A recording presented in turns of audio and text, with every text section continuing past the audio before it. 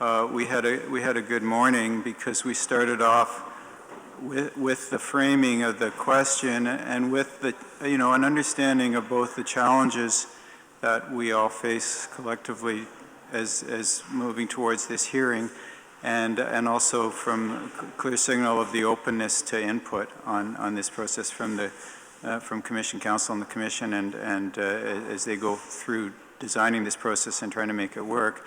And then as we went around the table, maybe this was just happenstance, but we went from clarifying concerns and questions about what we were trying to do and how we were trying to do it, to identification of important issues, to more specificity on the issue list in terms of really trying to drill down to, or does that list cover the things that people think matter, and how can we be more precise so that we all know really what is at play that needs to be addressed in submissions and considered by the commissioners and potentially addressed in a revised plan. So that seemed like that was exactly where one would hope that this is going, given that it is a difficult process. So where do we go from here? Maybe, hopefully we continue on that trajectory that we started on this morning. I think that's the hope, that we can I keep going?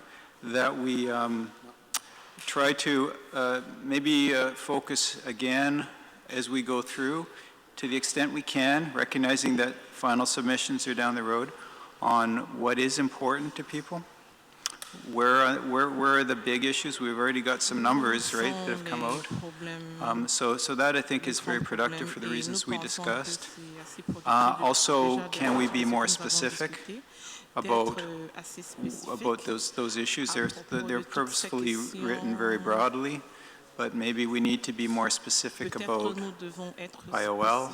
Maybe we need to be more regionally specific in terms of where the rub points are for people. And so we can perhaps continue that discussion. I'm not sure how far we can get, but if we can get further down that road where we started, I think that is the intent of this session.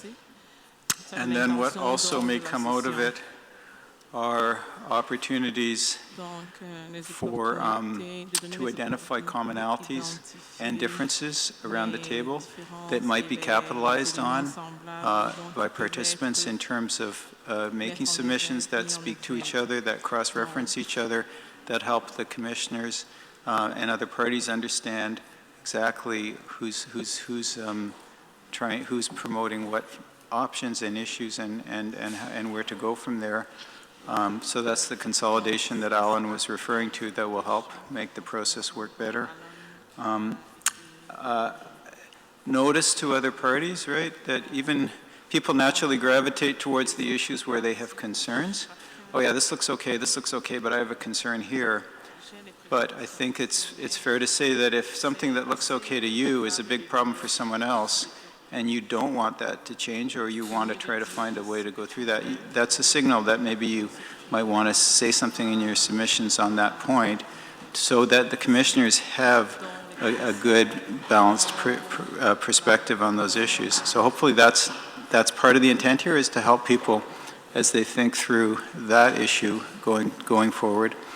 And then the other thing, taking that even further, maybe some of this discussion of what the issues are will set the table for submissions that, recognizing different perspectives, submissions that offer constructive solutions to problems, because that I think is also going to be helpful at the end of the day as we get into a time-constrained process that has a lot of issues and a lot of interests. To the extent that there can be consolidation and constructive, well, we know that there are going to be different perspectives, but here's a way maybe to get through that.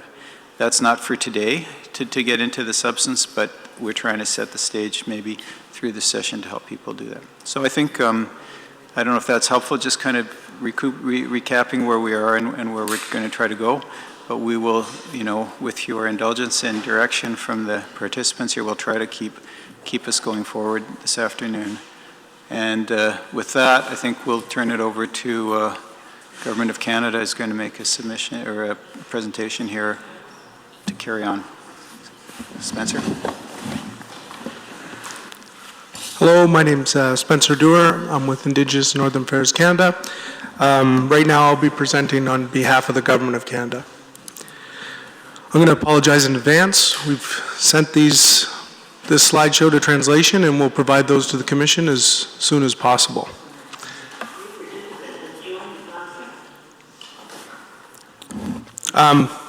Before I get started, the Government of Canada recognizes the task before the Commission, and we understand and we want to thank the Commission for the tremendous amount of work that's been done to date to get us to this point. Next slide, please. The purpose of today's presentation will outline some of the observations the Government of Canada has on the 2016 draft Nunavut Land Use Plan. We feel that the draft plan at this point requires substantial revisions.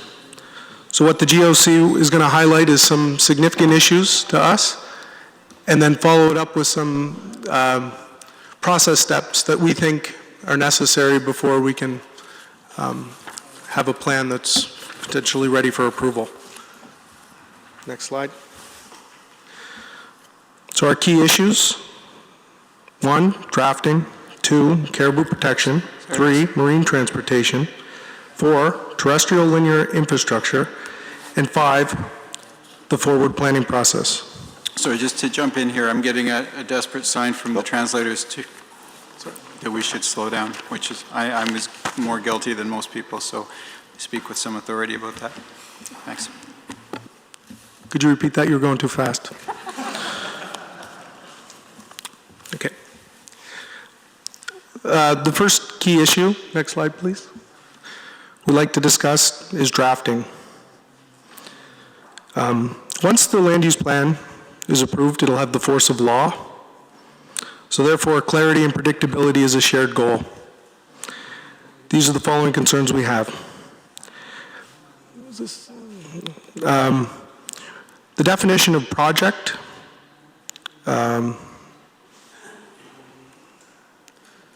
under NUPA versus project proposal in NLCA needs to be resolved.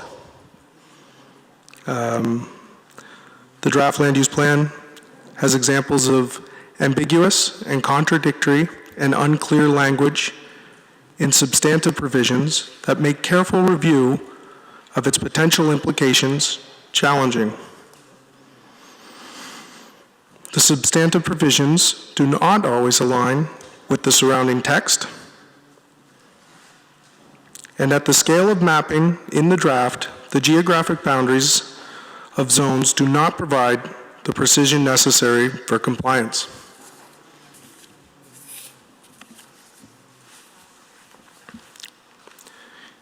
Key issue number 2 is caribou protection. The Government of Canada recognizes the importance of caribou to the people and ecosystems of Nunavut, and also recognizes that caribou's importance is shared with many transboundary jurisdictions. The Government of Canada supports the need to provide meaningful degree of protection for the caribou through the land use plan, and seeks to attain this goal in a way that minimizes the impacts on economic opportunities. The proposed approach to protecting caribou habitat in the plan would impact natural resource development opportunities in the territory more than is necessary.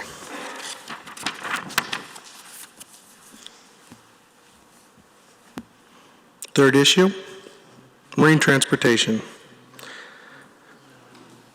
The proposed prohibitions on the movement of ship vessels within the portions of the Nunavut settlement area would impede search and rescue and other forms of emergency response, national defense, national security, and other essential and non-government operations and services such as community resupply. The proposed seasonal prohibitions on transiting the Northwest Passage can be expected to provoke a negative reaction from certain other states.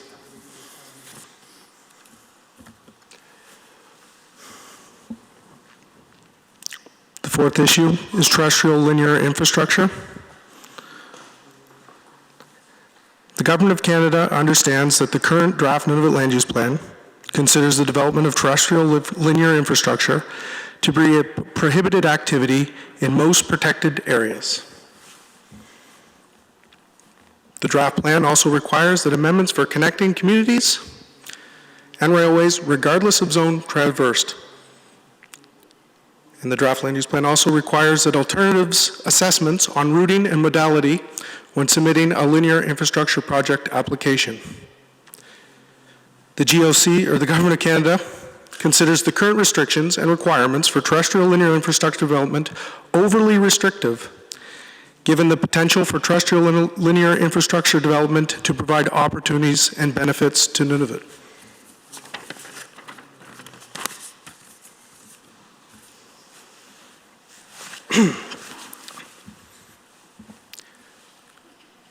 Our fifth concern is the forward planning process.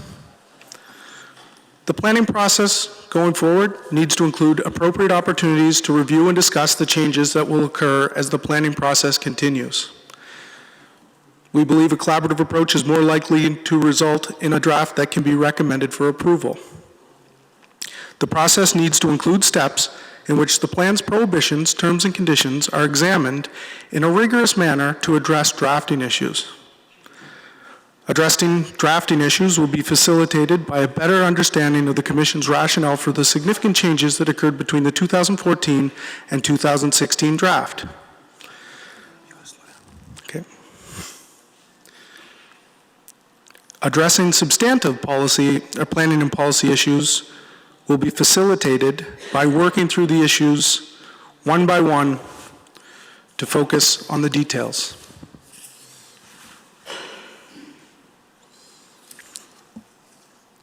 The Commission's consultations are an important part of its process. Given that the current draft will require substantial revisions during all of its engagements, it is important that the Commission convey that the draft is evolving. The planning process should also allow for the participants, especially the approving parties, to engage directly with communities on issues of shared concern.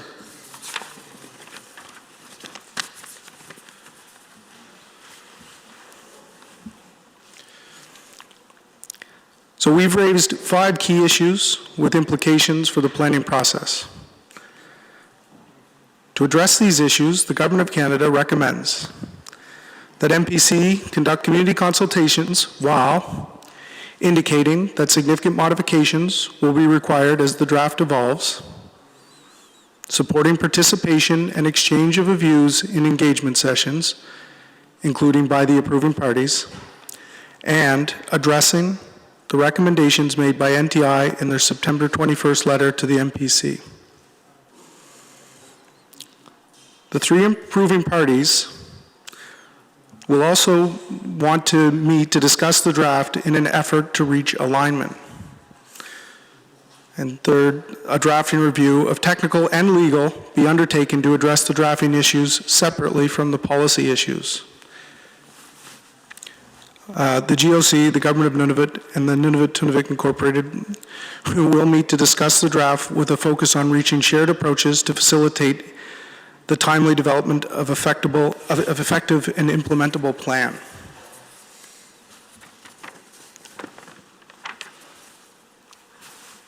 Next. The Government of Canada will work within the process to address the procedural implications of these concerns and help determine a way forward for plan development, work with NTI, the GN, and other stakeholders to seek alignment on key issues. And we will also attend the regional sessions to exchange information on key issues of concerns and continue to develop and provide comments on the draft plan. The Government of Canada is also recommending that NPC incorporates into its planning processes opportunities to advance issues on a topic-by-topic basis. Nakumik, thank you.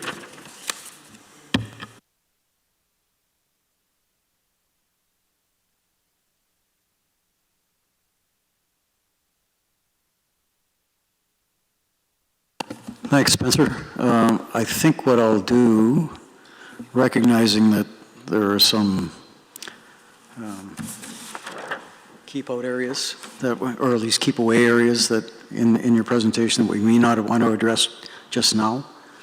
I'll ask the Planning Commission to respond, and then I'll also ask the GN and NTI to respond, given that they're cited several times in your paper. And then I'll open it up for comments from those who aren't included in the process outlined. So, NPC, any, Sharon?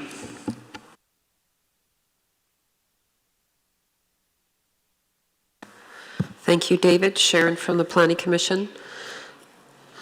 First of all, I'd like to thank Canada for providing us such a clear pathway forward with the document, and we appreciate the feedback. I'm only going to speak to a few points in it, and then I'm going to turn it over to legal. We are committed, and we thank you for raising the issue on the rationale document. The Commission is working on the rationale document, and we'll have that by mid-October for all the participants. We'll post it as we did in 2014. So you can see how the decision-making was done, the submissions, and the rationale. And we look forward to continuing. We've had numerous discussions with many of the parties around the table, and we are listening to the issues, and we do want to have a definitive process that addresses the issues, at the same time supports that we still are committed to and remain committed, as directed by the commissioners, the timeline of the public hearing in March 2017. From the Commission perspective, these aren't new issues that Canada has raised, and GN and NTI, and we look forward to resolving the issues. And as we move forward with the community engagement sessions, we are committed to having the parties involved. It is a public process, and for the planning partners, we have made available opportunity for them to travel with us. It is a very tight timeline to ensure that the parties can be there and can participate. With that, I'm going to turn it over to legal, and then we can continue on. Thank you.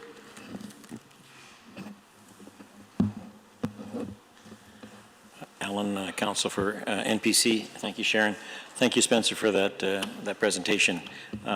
I must say that the vast resources of the Crown were put to very good use over the lunch hour, because clearly that presentation was prepared following this morning's discussion.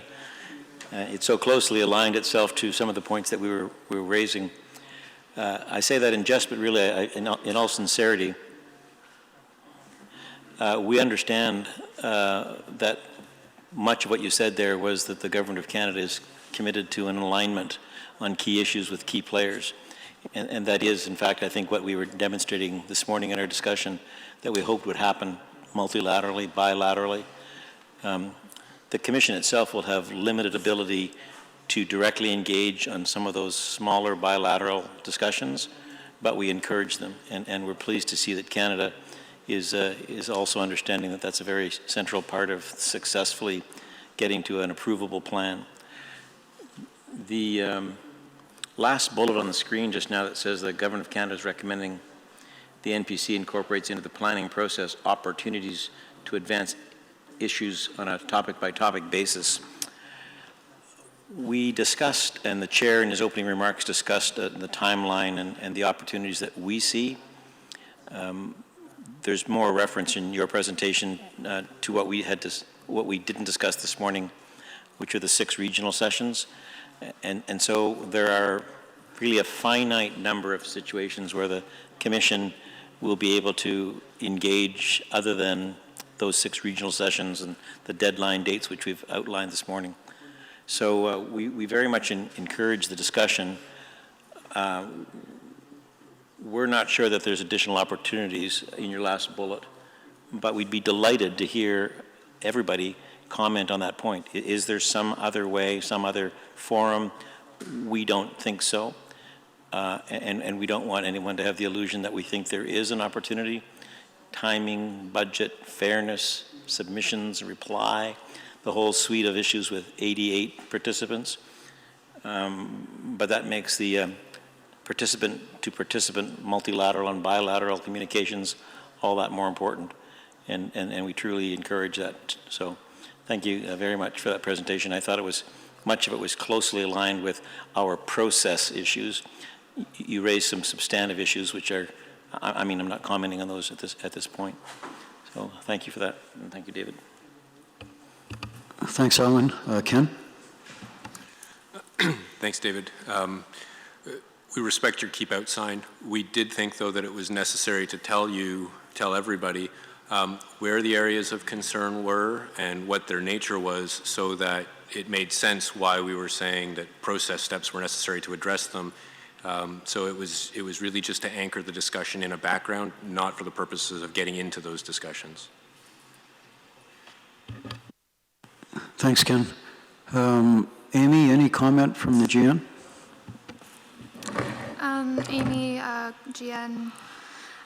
So I can confirm the GN's willingness to work collaboratively with Government of Canada and NTI as well as others regarding resolving some of these key major outstanding issues, some of which, to name a few, just from our previous submissions to NPC, caribou protection, of course, terrestrial transportation, sustainable economic development, incorporation of IQ, as well as regional, community, and wildlife co-management partner feedback,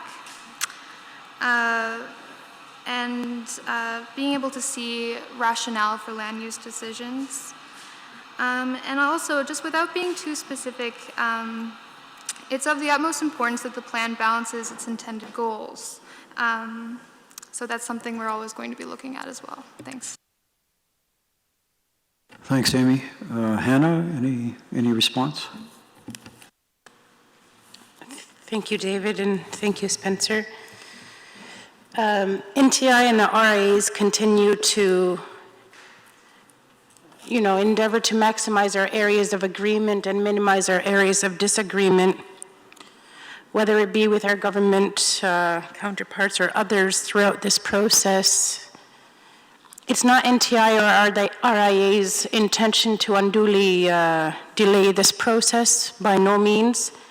However, we do acknowledge that there are some significant issues that we still need to address, including information gaps to help us get to that next step, which we will discuss later on. But NTI and the RIAs remain open to having, bilateral or tri-party or multi-party discussions on topic-by-topic basis or in general terms.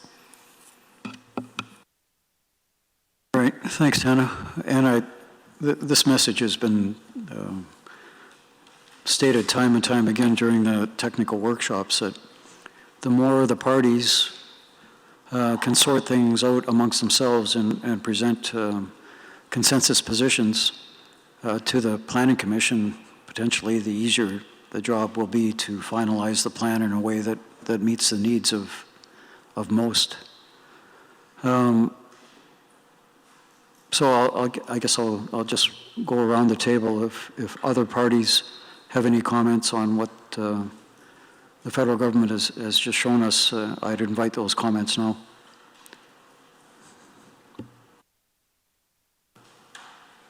Doesn't have to be in particular order. If anybody has any comments around the table, then be good to hear them.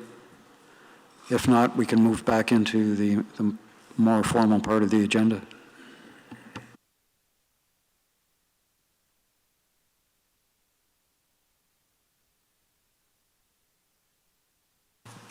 So just to peek ahead here, because that presentation covered a range of issues, from some of this issue identification, which is the specific topic here, to procedural implications of some of those issues and suggestions.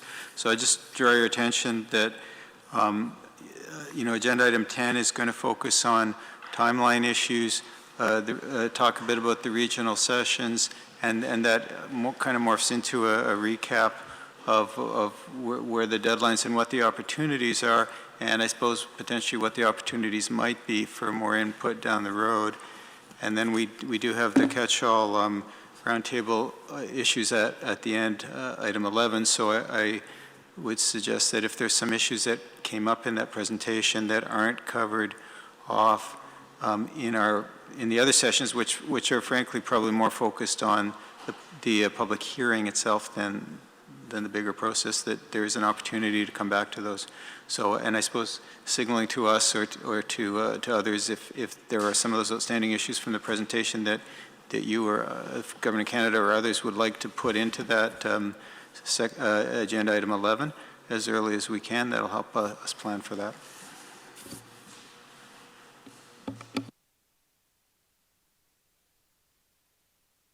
All right, well, seeing no hands up with regard to the recent presentation, I'll just turn it back to Steve, recap in a nutshell where we are and where we need to go for the rest of the afternoon.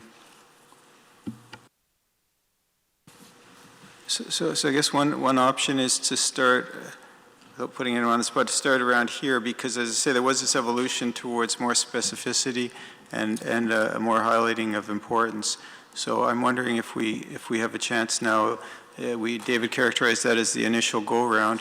We now have an opportunity to go around again, either systematically or according to who wants to speak, to see if we can drill down a bit more for everybody's benefit on the issues that are important and how we can maybe collectively or individually frame those issues so that it puts a finer point on understanding what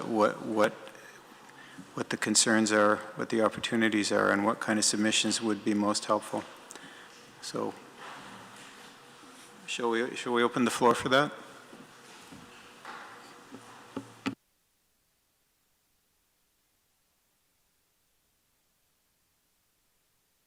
We could be wrapping up the session rather early. Again, I guess I'd reiterate the request from Steve, but also the intent of this session is to try to facilitate moving forward, having a clearer idea of what the key issues are, either concerns about the issue or happiness with the issue as it's dealt with in the current draft, and some level of detail, so that all the parties leading up to the public hearing have a better, clearer idea about what's on other people's minds, but also so the commission itself can focus on those issues that are known to be problematic versus some of them that are less smaller hills to die on, let's put it that way. So I'll go back to Alan, and then I'll go around the table. Thank you, David.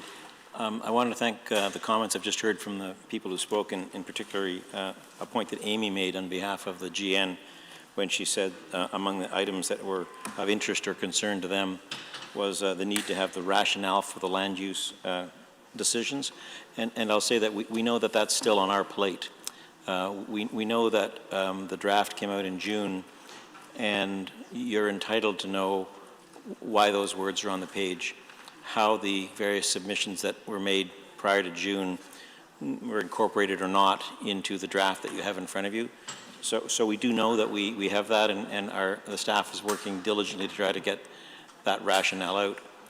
So I'm just trying to find a way to stimulate this discussion on issues. You could take the approach, well, we see it in the draft, and so perhaps this is what the staff was thinking in their draft.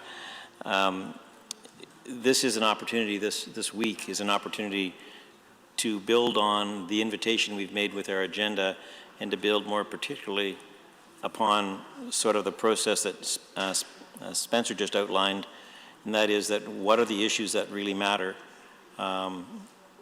This list, which is meant just to pique this discussion, have we missed the boat on them? I commented this morning when Stephen and Hannah and I think perhaps it was Gabe spoke about some issues about the way they read the list, and they wondered whether we had read our mandate with, IOL issues in mind, or land selection as it relates to mineral potential in mind. And I know from listening to the discussions with my client that they were very aware of that backdrop, but it might not have come out either A, in the draft, or B, in this list of issues. So that's the kind of discussion that I think is particularly important, not only for us to hear and relay to our commissioners, but I think it's equally important for you all to hear it from each other, to find that commonality of purpose and make it really plain where you have clear disagreement. There's only so many more opportunities for you to have an opportunity to take the opportunity to say what you think, what you like, what you don't like, and that window's rapidly closing. Of course, it's only closing as a lead up to the public hearing and the ultimate determination on the draft by the commissioners. So in a sense, it's still open in the sense that the commissioners will make a decision, and their draft following the public hearing might look different than the draft that leads us to the public hearing. But this is your opportunity to grapple with that reality and make it plain so that you all know what you all think about particular issues and where there's support or lack of support. So Amy, thanks for drawing to our attention and everyone's attention that this rationale document is coming. They're working on it. And we apologize that you don't yet have it, but hopefully that will help you with your next stages in this process. Thank you. Thanks, Alan. And I'll add one other reason for trying to wrestle this, not to the ground necessarily, but to narrow the number of key issues that are really problematic. I mean, we've heard caribou, marine issues, and transportation as key issues that have been raised by a number of parties. There are obviously some wrinkles within the draft land use plan itself, some inconsistencies among chapters and so on that need to be sorted out.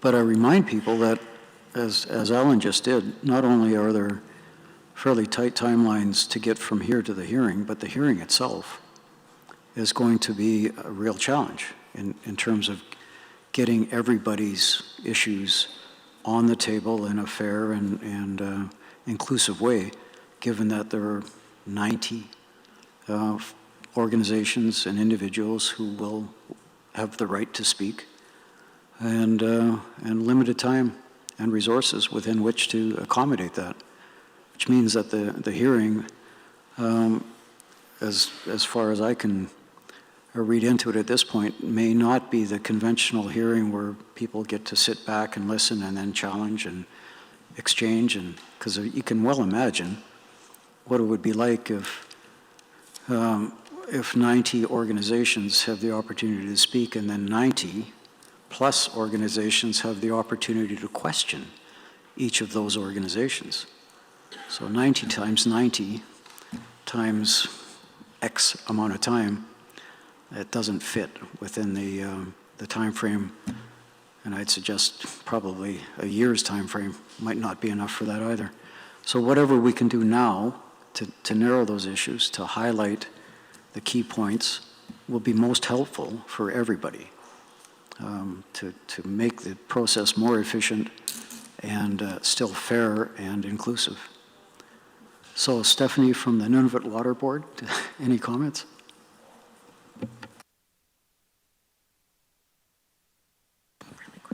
Thank you, Stephanie Outut, Nunavut Water Board. So Teresa's going to do a walkthrough of the issues list as presented to update the group on what items the Water Board would be seeking participation or comment during the hearing process. And before you get too concerned, I'm going to do it just by letter and not by number, so main subject headings only, and maybe just a little bit about some things that perhaps are not expressly recognized yet in the issues list that we anticipate the Nunavut Water Board having some input on as well. So the main heading, no surprise to everyone here, the strengthening of partnerships and institutions, obviously the Nunavut Water Board has a very clear role in that and would fully expect to be commenting, in particular on issues with respect to cumulative impact assessment and how watershed management and an overall Nunavut water management strategy will feed into the Nunavut planning, land use planning process. In addition, the commentary on the marine environment, as you know, the Nunavut Water Board also has a role on the Nunavut Marine Council and would be providing information with respect to that as well. So the majority of the comments likely will be under that section heading and also under section heading B, protecting and sustaining the environment.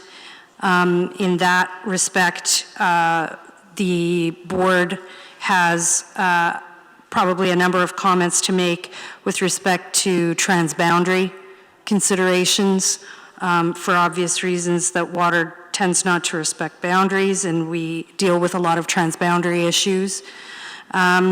Effects of climate change on existing developments, I note, is sort of missing from number 11 and would likely be commented on by the Water Board as well.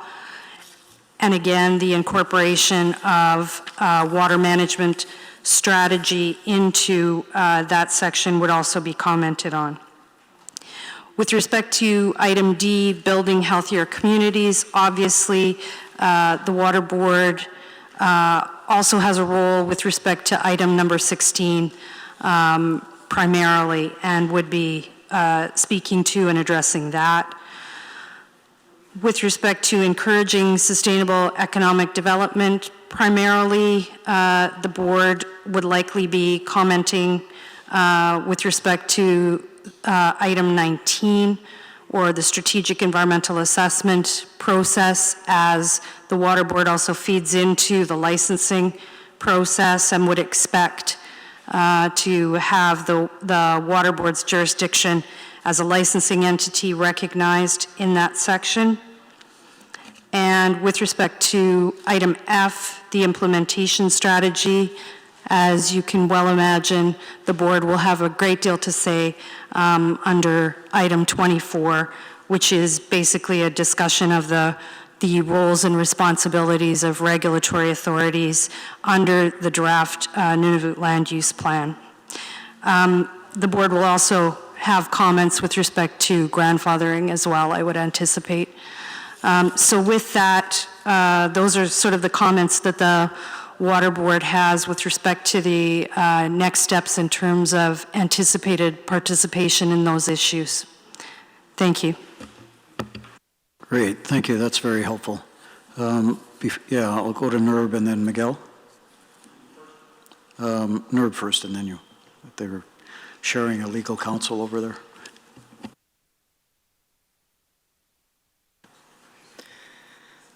Thank you, David.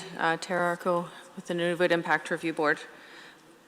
In line with what Teresa just expressed for the Water Board, the NERB would expect to have a significant amount of participation or interest in each one of these discussions. However, it really is not the NERB's purview to direct where those go, so we would be more involved in just understanding what parties' concerns are with that. But I did want to pick up on one of the details that had kind of been discussed a little bit earlier, where some of these issues, and I know a lot of these headings we have spent multiple technical meetings discussing. We could get into quite a few of these issues in very fine detail, and that would balloon the hearing out of control, as you've been kind of pointing to, David. So I think where the NPC can reclaim some of that control or manage that risk really would be with potentially limiting the scope of the issue going to be addressed at the hearing, and possibly acknowledging where some of the issues might be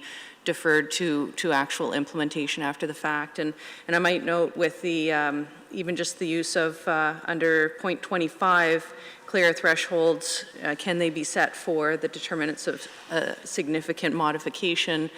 The issue may not need to be addressed, or may not be able to be addressed as thoroughly in the hearing as all parties might hope, but just even the line in the decision of what is to be addressed in the decision and what would be expected to be forwarded to an implementation level would be helpful. Potentially before, even if this list were to be developed that way before, so that all parties understand where active discussion would be maintained through the hearing versus what would be on the ground after the fact. And also, I would note that with quite a few of these items, as long as the NERB has sufficient assurance that we can go forward and do an assessment and clearly understand the issues addressed at a planning level that might need to be further determined through the assessment level, it might also be helpful in the decision or the discussion that we are clear how the Planning Commission might flag those issues or forward if something is going to be, again, handled at more of an implementation. So during the assessment, what might those flags be? What might be the issues carried forward versus the ones handled at a Planning Commission level? Thank you. Thank you, Tara. Very helpful. And I'd like the idea of maybe parking some of these issues till a later date. They may not need to be addressed in full at this point. That's very helpful. Miguel, just for the audience, the last couple hearings I had a heck of a time keeping names straight. Miguel, Michelle, and who knows what else. And today, it's Nunavut Water Board versus Nunavut Wildlife Management Board. So I think I'm getting a grip on it, so apologies to that. Miguel, please. Thank you, David. Miguel with NTI. Actually, I just wanted to get back to Alan's comments before we go to in-depth. I'm looking for confirmation about what you said, and I thought I heard you say that it might be a different draft that goes to the public review. Is that correct? Okay, then that's fine. Thank you. Alan, you want to put that on the record? Sure, Alan for the Commission. I think perhaps what you might have heard was that coming out of the public hearing, the draft might be quite different that goes forward from the commissioners to the next step, the approving parties. That would not be a surprise. It could even be said to be expected. That's what their job is to take all of the input, all of the drafts, all of the options and recommendations, all of the rationale for the decisions, and themselves lead forward with the draft. So that would be the next draft, post-public hearing from the commissioners. Thank you. Spencer, anything to add to the discussion at this point? Ken? Ken Land, Government of Canada. I have a question about the rationale document. I'm wondering what its relation is to the options and recommendations document, or perhaps it's the same thing but a refined and updated version. Are they the same? Are they different? If a rationale document is a new document, what happens to the options and recommendations document? Alan? Thanks, David, and thanks, Ken, for the question. Yes, it's an attempt to be more detailed, so an O&R more detailed, so really drill right down into the information that the staff had and provide the rationale around the various drafting decisions in the 2016 draft. So, yeah, not O&R light, O&R heavy. And that's one reason why you haven't got it yet. There's an awful lot of stuff for them to try to pull together in a cohesive way to say, we heard from all of these parties on all of these points related to this this draft recommendation. So that, I was picking up on the word that Amy used, which was rationale, and that's effectively the same thing. Hope that's clear now. Ken Land, Government of Canada, it is, but would we expect the options and recommendations document that we currently have to be sort of superseded and then sort of falls away because it's been passed by, or does that remain a key document? Alan? Alan, with a little help from my friends, it's a supplementary document, so it won't replace it. You'll still have your O&R that was released in June, roughly, with the plan, and so it'll supplement it. Ken? How many Ken words Landick, can we Government use of Canada. Just trying to understand, does this new document take us from the 2014 draft to the 2016 draft, or does this document does this new document take us to all of the many planning decisions represented in the 2016 draft, even those that were already like that in the 2014 draft?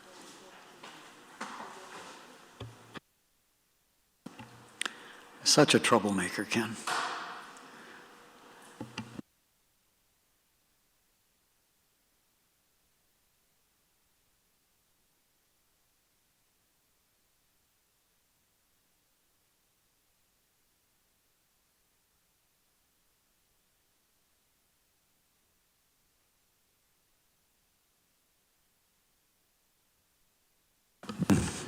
Jonathan?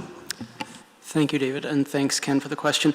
I'd just like to clarify that the document that staff have been asked to prepare is more of a response to the submissions that were received on the 2014 plan.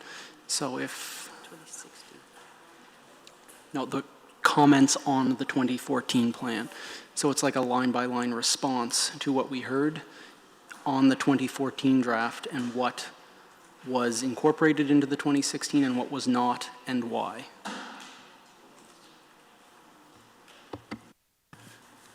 Ken Landa, so that's helpful, and I think I understand, but if I can just sort of amplify, so that would mean for those things that were already in the 2014 draft that were not commented on, there won't be a rationale because there was nothing to respond to.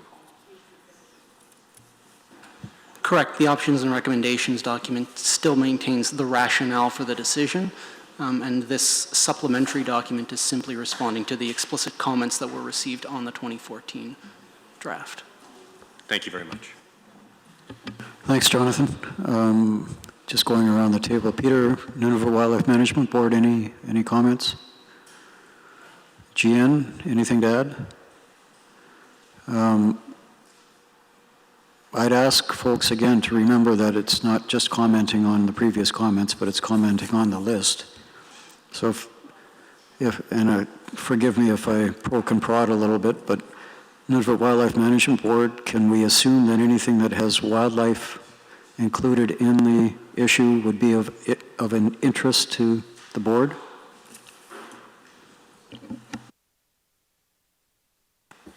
Thank you. Yeah, that is a safe assumption. We probably also focus a bit of our attention on implementation as well, since I think we'll have a role to play there. Thank you.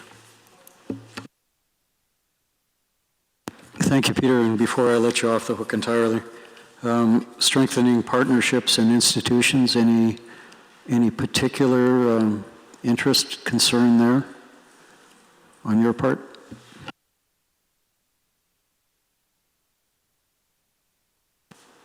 Thank you. I don't think anything in particular. There's a few pieces that we feel quite strongly about, and that's reflecting and integrating IQ as well. So we will go through each and make sure we're prepared and probably comment on a large number of them outside of the specific wildlife issues as well. Thank you, and I guess I'd encourage you to make that as explicit as possible in your intervention. So if the issues aren't identified at this table, they will be shortly, and then people will be able to see what you're going to focus on and so on. We're just trying to get a bit of a head start on that in this discussion. So. All right, Amy, anything that you can point to in addition to what's already been pointed to by yourselves? Amy, GN. So I can say, of course, again, the GN really appreciates that this list of questions was provided. Likely we have concern, or not concern, likely we're interested and have interests in the answers to the majority of these questions, and we'll definitely try to speak to them where appropriate in our final submission.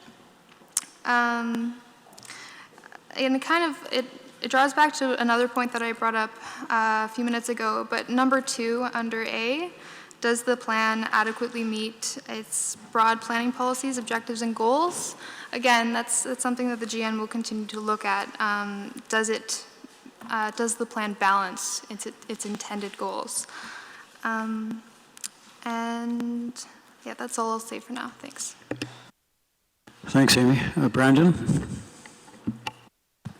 Brandon LaForest for WWF Canada. I can say that we're going to focus first on the 4 issues that we've submitted reports on the last month. So first one, in no particular order, being walrus haulouts. So we looked at the plan and identified the source for that walrus data and expanded on it. So we'll be looking for a response to that. Second report was on significant marine areas that would warrant protection. So these all fall under various questions in the list of issues. In relation to marine areas, it will be whale habitat, as well as polynyas. There's an additional polynya that we feel meets the criteria outlined in the plan for protection that we'll be discussing. The third submission was on existing rights, a legal opinion by EcoJustice that called into question some of the procedures in the plan, and if they conform with NUPA and the NLCA, and as well this idea of a significant modification. And also what's missing from this one question here is what constitutes a project that would be grandfathered versus one that wouldn't. So not just what a significant modification would be, but for example, in our opinion, we think only projects that have a conformity decision from NPC should be grandfathered, and those that don't can't be grandfathered.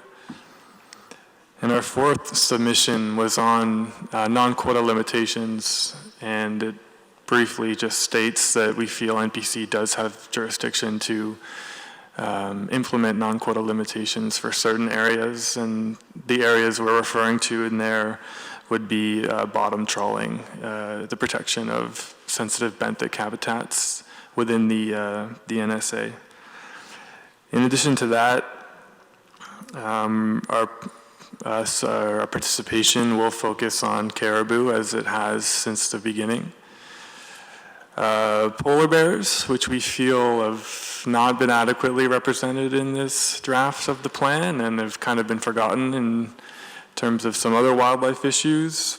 And we'll be working, as the Planning Commission noted, to highlight different groups and viewpoints on polar bears. For example, we feel the GN position on polar bears is quite strong, and there hasn't been too much else said about polar bears. So we'll be looking for more clarity in the recommendations document as to why they were excluded, denning areas in particular, from this draft. And community areas of interest as well. We've done our own independent consultations through our Community Voices program, where we've worked with a few communities to help them with their submission to the plan. So we'll be following up on those individual projects as well with the communities. But I think that would be the highlights of our participation. Thank you. Thanks, Brandon. Brian, anything to add to what you said this morning? Okay. Elizabeth? Thank you, Elizabeth, with the Chamber of Mines. Just a couple of comments. Firstly, we would like to acknowledge the presentation from the Government of Canada, and we agree with their recommendation that NPC incorporate into the planning process advancing issues on a topic-by-topic basis.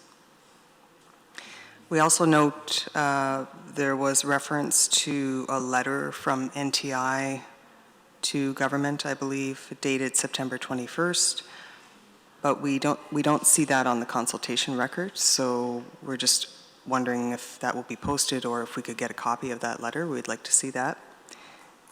And lastly, as a general statement, industry, we've raised issues several times through several submissions over the years, but we frankly don't see those issues being reflected in this current land use plan, draft land use plan. So particularly, I think in the areas around caribou protection, transportation corridors, existing rights, and grandfathering. And so I just wanted to raise that is an outstanding concern on behalf of industry. Thank you. Great, thank you, Elizabeth. Does somebody from NPC want to respond to the accessibility of that September 21st letter and anything else that Elizabeth has raised just now?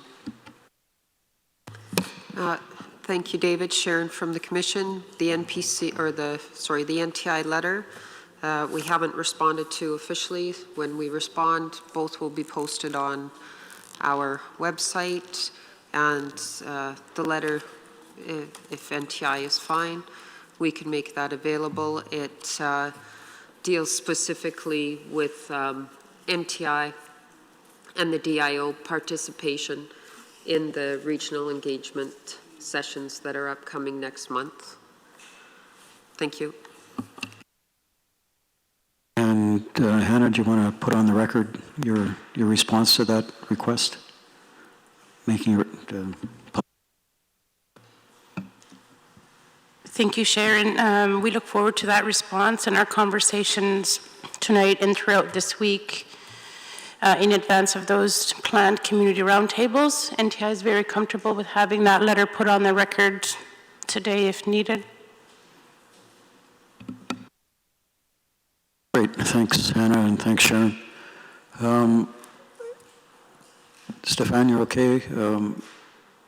Marine issues, you've raised them already. Any addition to that, Michael? Okay, James?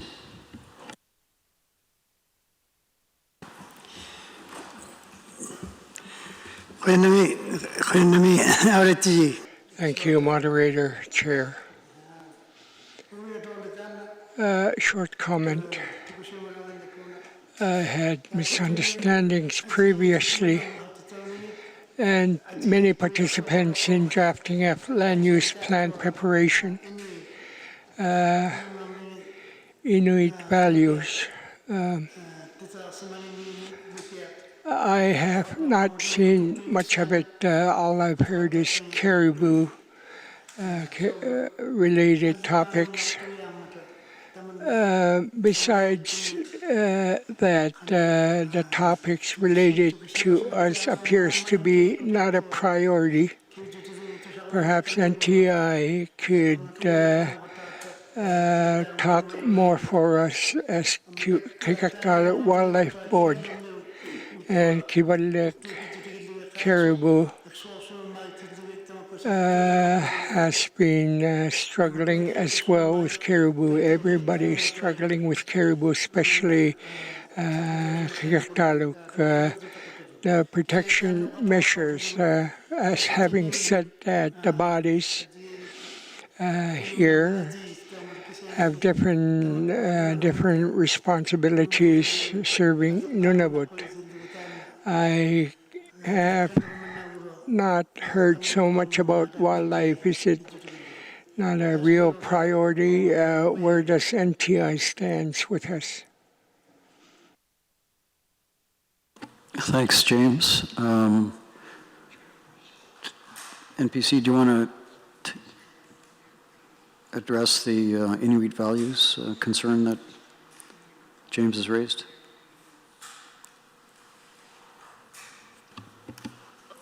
I can make a brief comment if you like, David. Thank you. Inuk to kiu mang na kit. To kisin na mo kan ha mga kwet. Kiu kasung na pagi. Kiu check tu yang in nom apari kan mer na puti.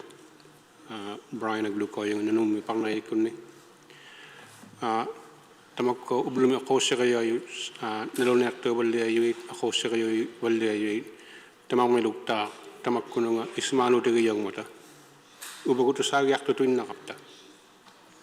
Matusati luta tamakwa tamang mitya uwapin le adjigiti tayo Kisutuin na sunatuin na aldapangong ito, kisutuin na sunatuin na kutsang song ito, kisuliman sa agap tigo. Timon na olawal de ayu, amma tamakwa nipekok tuyoy, o kadagun naktoy. Iling na siyak semua kan o kadagtulo mga ta. Tamon na tao to kisiyaw. Kasi nito in kanon sakit sungu mga ta ilan ko nipay tu yakat takalok ni kisiyan tamon na timon na tilugo to kasi siyak mo yabut tao. Kisiyan adjigit siyak titago. Tukisin nang nakamatagbutan na kiwa. Amma tan kingun lakpa kalo tan na kibaldang may tuktuy isimalu tiyo tilugo kibaldang may tanol ilit akisak to at siyo to salok si mga tatan at uyok si mga itabugal to salok si mga tiyo. Kuyan namin. يا أخوينا نشكو إلى تمكو أبغى زوجي لا قايا إني تمكو بقولي تتراصم لون إني بتزوجي اللي اسمنا قوما الله طعم يا غينا إما قا تتراصم نصاو بدلوني لو نصم نصاو تمكو تميو نأجي تخيل نلوتي تمن سنين نصاو نما أبغى لا قايا تكسنا نغما قوي النمي. Okay, thanks, James. Okay. Gabe.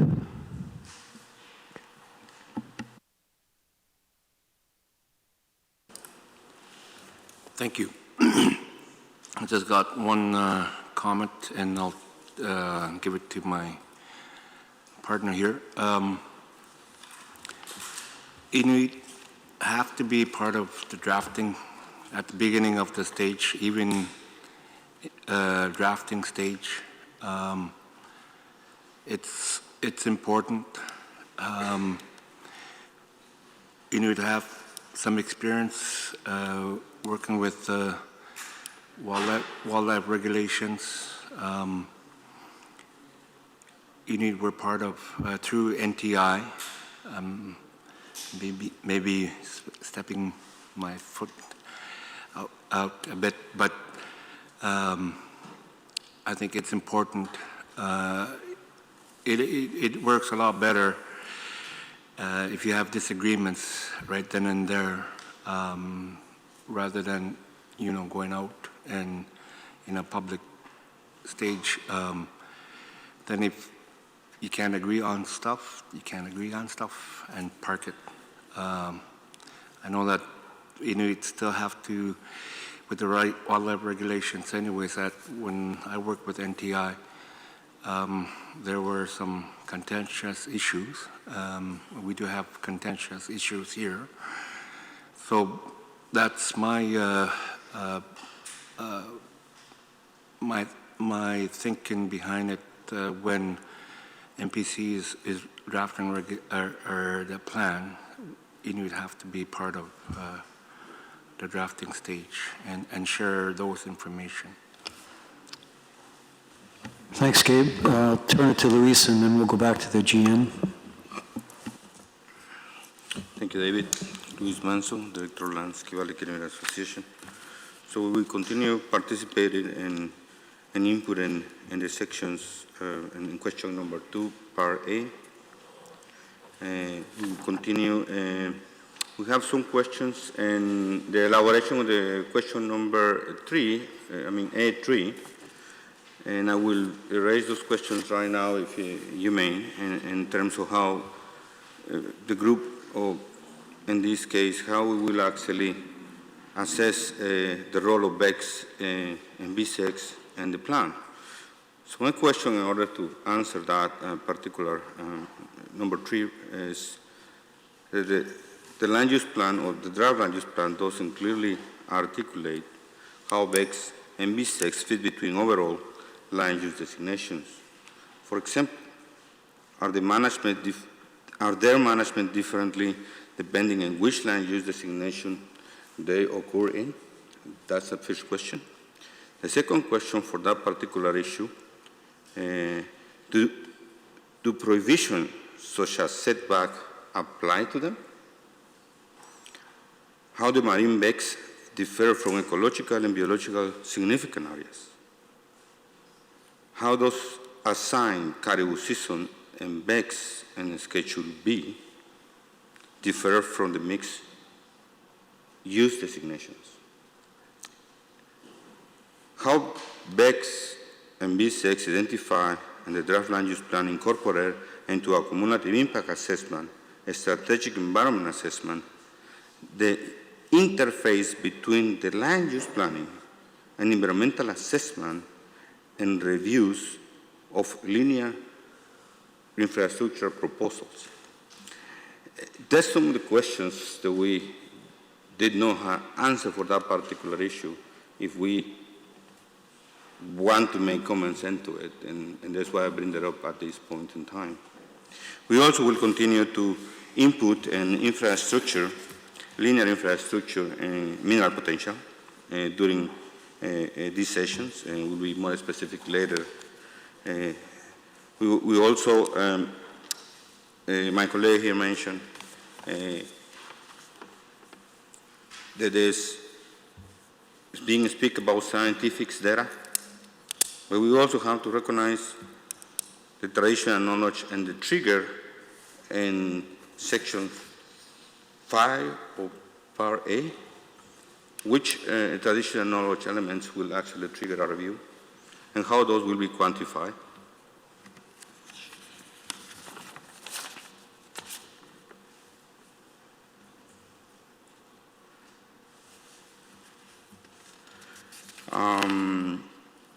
Balance in the plan also is a component.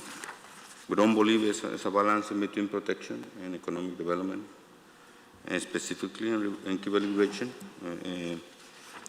We believe that there is a way to balance this plan, and later on we will propose that example to you in elaboration of what we found in the linear infrastructure versus and the designation area and the setback for those which prohibit practically any kind of road to be built in the region. So we also want to comment in Part C, encouraging conservation planning. We do believe we need to protect core carving areas, and we do know that need to be a clear definition of polygon for that core carving area based either in habitat or in population. Right now, it's not clear definition for KIA when we did the review, in which what kind of polygon we should use. That should be clear, not just for regulators, but also for proponents. We believe that the polygon presented in the draft land use plan today will not balance economic development. But we believe that both conservation and economic development can go hand to hand. And that go for our comments of building and healthy communities. We need to promote economic development. We also need to protect our environment. And we also need to develop in the future. We need better goods, better services, hydro, you name it, like any other province. And so this is one of the items that I'm going to emphasize during my interventions. Encouraging economic development, Part E, like I said, we will continue provide information of potential minerals in Kibale, and the controversy of conservation areas, along with the infrastructures. In relation with Part 20, which is the BEX and BSEX, which really align with the goals of NPC. Infrastructural linear alignments really encompasses what NPC goal is, because it's a long-term projects. We bring jobs, bring economic development, bring access, join communities, and linear infrastructure like telephone, internet, so on and so far, and minimizing cost of living. In Section 22, planning, the question in 22 is planning for and permitting conflict uses of ice.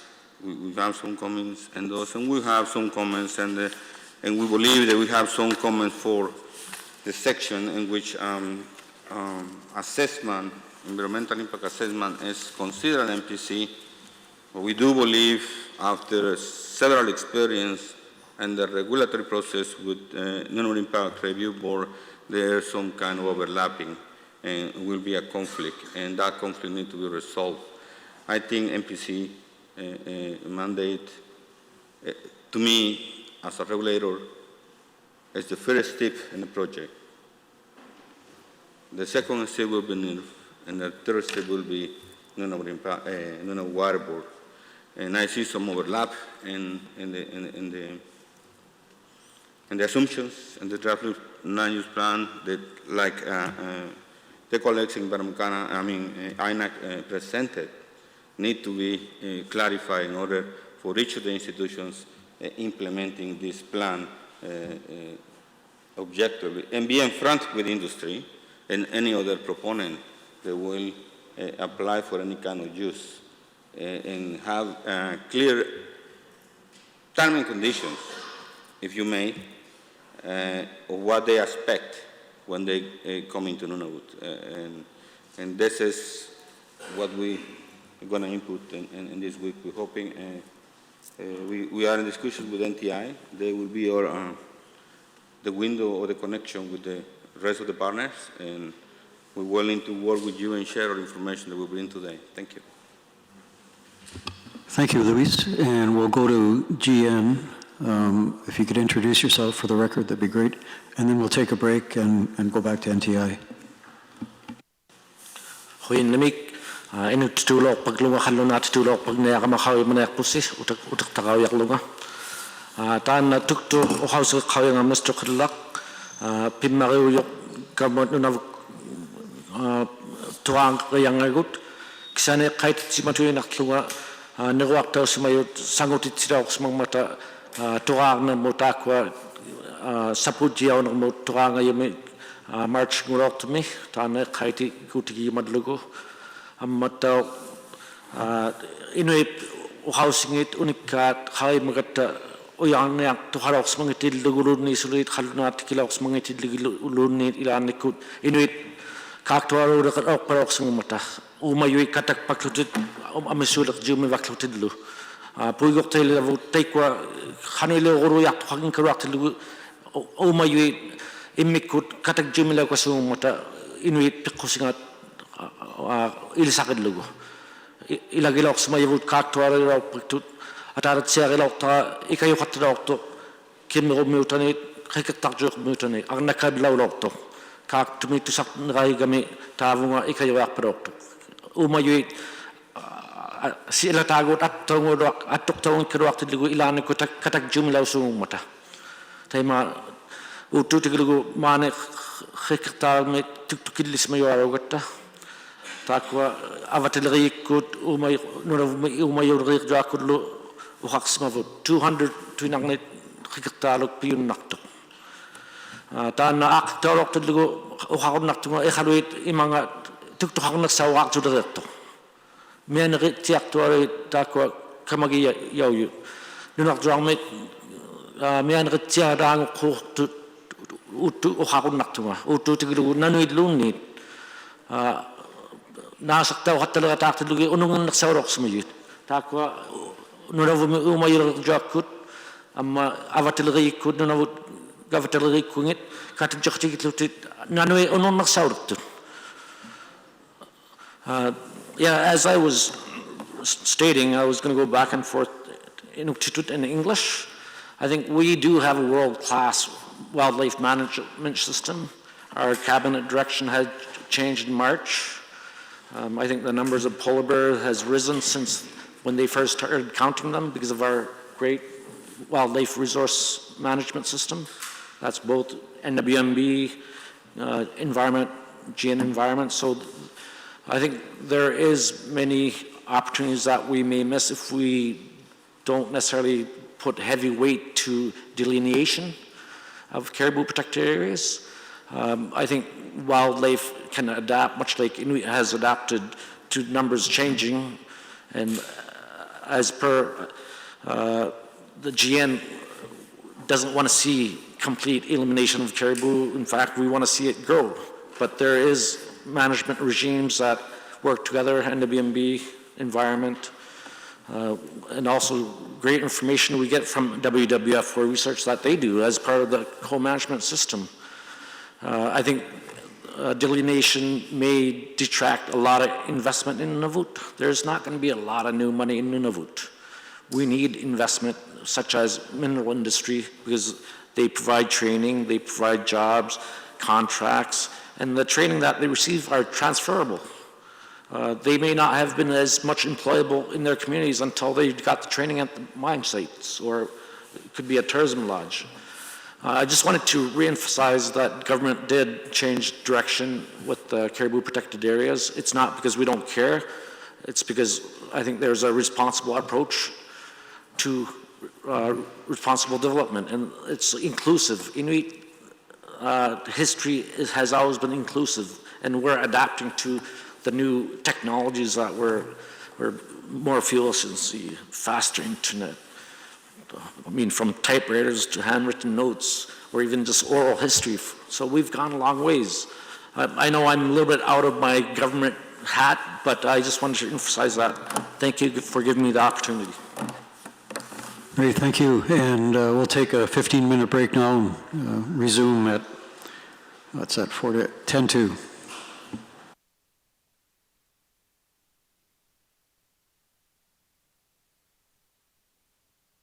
Try to get out of here by 4 today.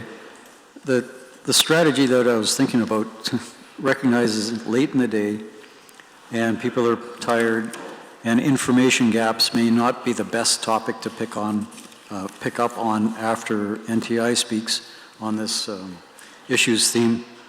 We're going to move to the hearing format. We'll get Planning Commission to introduce the topic. We'll talk a little bit about it today. We'll adjourn at 4, and I'll ask people as a kind of a homework assignment to think seriously about the information gaps, because I know the issues stuff is kind of hard to wrap your heads around sometimes, and sometimes everything's an issue and sometimes nothing's an issue, and I guess maybe tomorrow I'll ask people, in addition to their information gaps, I'll ask everybody to identify one thing that they really like about the plan, the draft plan, and see if we can't come up with some common ground there. So I'll turn to Hannah now to summarize where NTI is on the issues, and then I'll go back. If there are any questions of NTI, we'll do that, and then I'll go back to the Planning Commission to introduce the hearing format discussion. And as I say, we'll be out of here by 4. The way things are going, it's not impossible. We'll be done tomorrow. Thursday may not be required, but I just put that out as a possibility at this point. Who knows? We've also got tomorrow night in case it's just a couple hour more that we need. So any objections to parking the information gaps overnight? And Gabe? Just a quick comment on the last statement. I know the statement by David was not coming from the government of Nunavut, or some parts of it anyhow, on related to starvation and whatnot. Yes, that did happen, but I have to say, if the Franklin expedition used traditional knowledge, there wouldn't be any search. Yeah, it's certainly, well, if they'd used traditional knowledge, there wouldn't have been a need for a search in the first place. But let's not go there, shall we? So I'll turn it to Hannah. I didn't hear any objections to starting the conversation on the hearing format. I think it kind of fits anyhow.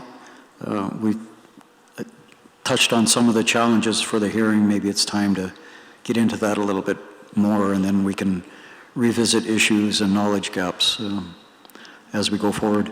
So, Hannah? According to me, David, we have no issue with the change in order on the agenda. That might actually help us get us closer to where we want to go. I also want to thank NPC, where we look forward to the rationale document. It'll help us facilitate our better understanding of the proposed designations.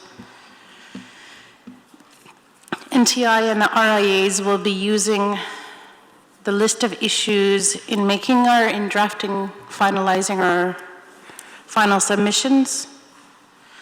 We anticipate that we'll provide a final written submission based on the various subject areas that we raised in our May submission. We'll also be considering what is heard at the upcoming regional community sessions, and we'll weigh heavily on what we hear at those sessions.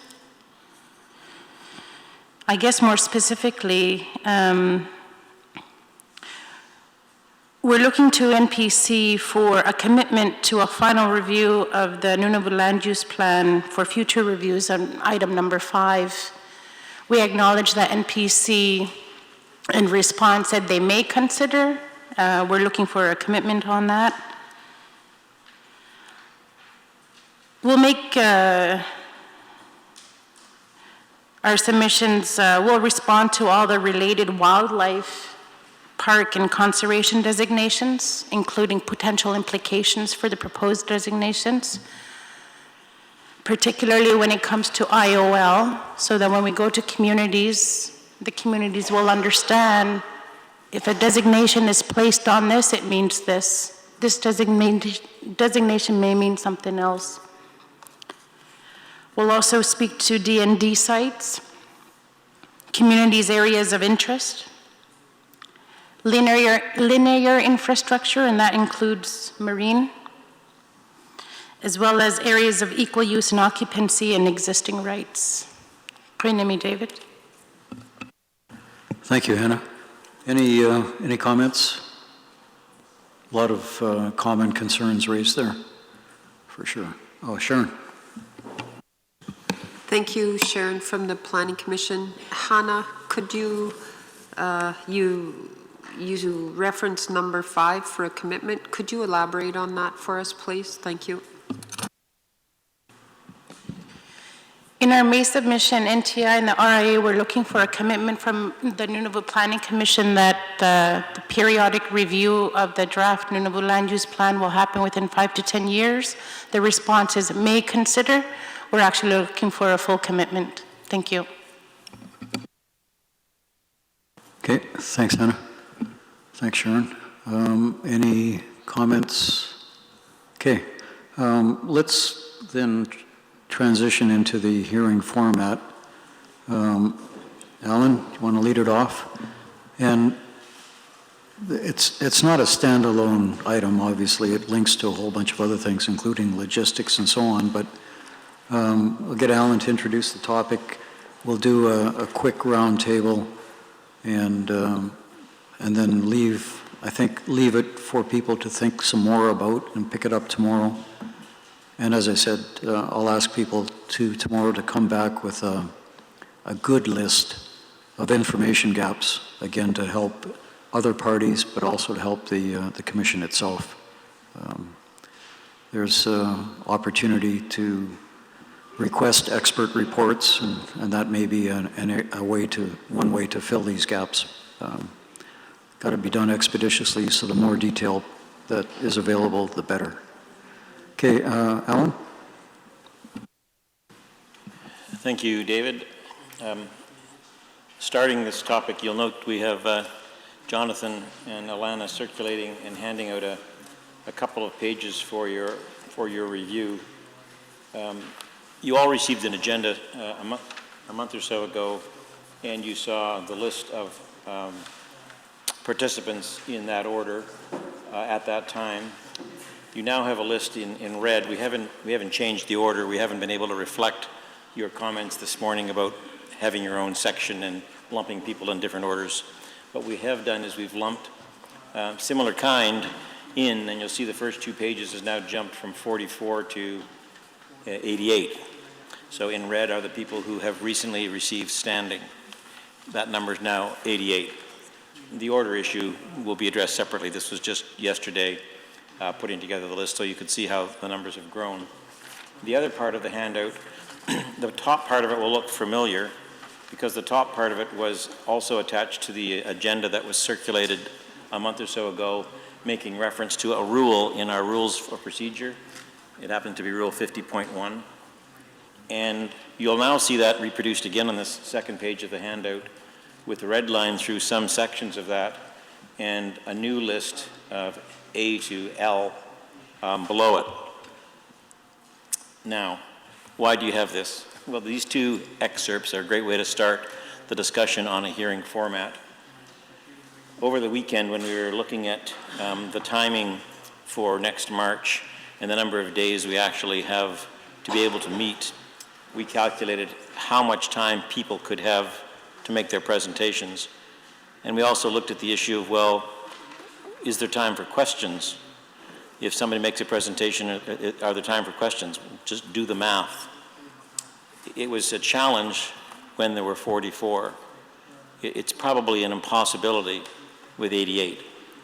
And so if you look to the red line version of what we've called Rule 50.1, which it is presently, you'll see we've basically deleted some significant sections. And the one at the bottom of the page is for discussion.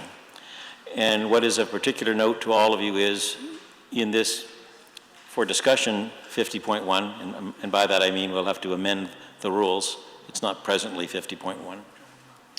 You'll see there's no right of examination of any witness by anyone except the commissioners. So you can see that by looking at the red line copy. There will be no questioning of commission staff by participants. There would only be questioning by commissioners at the end of each presentation and not by other participants. There would not be a reply by commission staff to all of what they hear. So we want you to be aware of the time constraints associated with 88 participants and frankly the budget constraints around that. It's not a surprise that the per diem on this would be a very large number since the commission is bringing in to the hearing members from each of the 25 communities. And the per diem is a healthy six-figure number. So every day we add, that's once they're here, that doesn't count air. That's assuming that instead of staying 6 days, they stayed 8 or 9. And every day in the middle you add is a very healthy six-figure number. So the black version, the shorter version without cross-examination or examination by anybody is trying to reflect that reality. So what is the proposed hearing format? Well, we want to open the discussion by saying, what about the bottom of page 2? You would have had the notice for the last month and may have been expecting that you would have the right to examine participants when they speak, and we don't think that that is actually practically possible.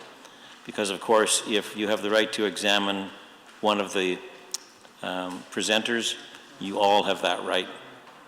And then along comes the next person, and somebody wishes to cross-examine or examine them in some way, you all have that right.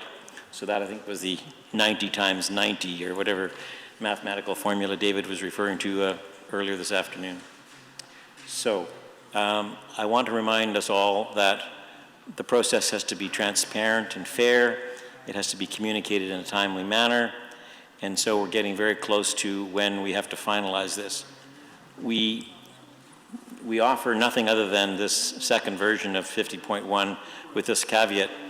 The full board is meeting here, the full board of the commission is meeting here next week. And we didn't want them to proceed in advance of hearing from all of you this week before they made potential directions on procedure, which they're entitled to make, which would supersede the rules. So from a purely legalistic perspective, they can look at a rule, see that it doesn't work, make a direction on procedure, do it unilaterally, make the change so that the hearing then works under the rules as corrected or amended by a direction on procedure. All that can happen next week, and if the commissioners are able to grapple with all of these issues next week, then late next week or early the following week, they would be able to tell you all and tell us council and staff how they will intend to run their public hearing. So David, it might be useful in whatever order you like to go around and see whether people A, understand the constraint of time and money, and B, what people think generally about the bottom of this page. Thank you. That's just an opening remark. We're happy to get into some of the other details. Thanks, Alan. And just on the math thing, and then I'll go to Marie. I just did another calculation, and if each 90 participants each goes to the table, has 20 minutes or so, you can probably assume that it's actually a 30-minute turnaround time for each, 5 or 10 minutes buffer time, 5 minutes each side as people get up from the table and people approach the table and so on. That adds up to about 45 hours right there, and just talking head time. If there are questions from the commissioners, say 5 minutes allotted for each of the 90 participants, that's roughly another 7.5 hours. And then closing comments from 90 people, 5 minutes at a time, another 450 minutes, another 7 hours, roughly 7.5. 15, 60 hours, roughly. 8-hour day, kind of done. So some innovative thinking needs to happen and some recognition of realities. Alan? Thank you, David. Thank you for letting me go ahead and pick up on David's comments. Wide open for ideas. We don't have it written down here how long the time would be specifically, although we're suggesting it might be 20 minutes. We also had a discussion that there are 3 approving parties, NDI, GN, and Government of Canada, and it wouldn't seem unreasonable to me that those 3 parties would have a longer period of time than all other participants. You know, perhaps an hour each, and everybody else has 20 minutes, for example. All open for discussion. It would seem to me that the plan is not the plan unless the 3 approving parties agree and have a chance to express their views. So that's the first point I'd make, but again, wide open for discussion. It also wouldn't be a surprise to me that some of you might think that rather than each of you taking your 20 minutes, 3 of you might like to take an hour and speak to your issues. The time doesn't get longer, you don't lose any minutes, you don't gain any minutes, but you get organized and you make a more substantive presentation on the several issues that you have. We would need to know that well in advance. It would be highly coordinated. We will not be losing time in a tight time schedule while you decide who your allies are for 20 minutes. So we'd need to have those prior arrangements set out, you know, well in advance, just so we could make good use of the time. So there are some ways in which you would be able to feel that you could make your point and take a longer period of time to do so by pooling your resources. I'll say this in